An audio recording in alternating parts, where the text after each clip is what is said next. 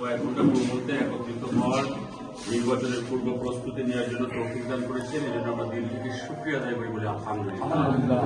আমরা যাতে আগামী 12 তারিখের নির্বাচনে মানে 100% ভোট ধানের শীষ মার্কায় যারা ভাজুল ভাই হেলাল ভাইকে আমরা উপহার দিতে পারি এবং এলোমেলো যেটুকু আছে সেগুলো বোঝায় আমরা সুন্দরভাবে ধানের শীষ মার্কায় আনতে পারি এবং আমাদের যারা মুরব্বী আছে তাদেরকে ভ্যানে সুন্দরভাবে নিয়ে সেন্টারে নিয়ে ভোট দিয়ে যেতে পারি, মা বোনদের নিয়ে যেতে পারি এবং আমরা নির্বাচন শেষ হওয়ার আগ পর্যন্ত যাতে সেন্টারে আমরা অবস্থান করে বিজয়ের মালা নিয়ে বিজয়ের মিছিল করে ওখান থেকে আসতে পারি এবং দেশ নায়ক তারেক রহমানের হাতকে শক্ত করে বাংলাদেশ জাতীয়তাবাদী দল সরকার গঠন করতে পারে এবং সকলের গণতান্ত্রিক অধিকারকে ফিরিয়ে আনতে পারি এবং গণতান্ত্রিক অধিকার ফিরে আসে, দেশের মধ্যে শান্তি শৃঙ্খলা আসে, দেশের মধ্যে হুজুর ইসলামের সুন্নাত তরিকায় যাতে দেশ পরিচালিত হয়, শহীদ প্রেসিডেন্ট রাষ্ট্রপতি জিয়াউর রহমানের আদর্শ, বেগম খালেদা জিয়ার আদর্শ অনুসারে তারেক রহমান যাতে দেশ পরিচালনা করতে পারে, এই জন্য আমরা আপনাদের সাথে দেখা সাক্ষাৎ করার জন্য আসছি।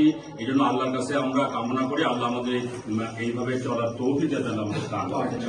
সবাইকে অন্তরস্থান থেকে শুভেচ্ছা জানিয়ে আমাদের সংক্ষিপ্ত বক্তব্য, সংক্ষিপ্ত সফর এখানে শেষ করছি। আল্লাহ হাফেজ। বাংলাদেশ জিন্দাবাদ, বাংলাদেশ জাতীয়তাবাদী জিন্দাবাদ, তারেক রহমান জিন্দাবাদ। আগামী নির্বাচন ইনশাল্লাহ তারেক রহমান জিতবে ইনশাল্লাহ। এবারের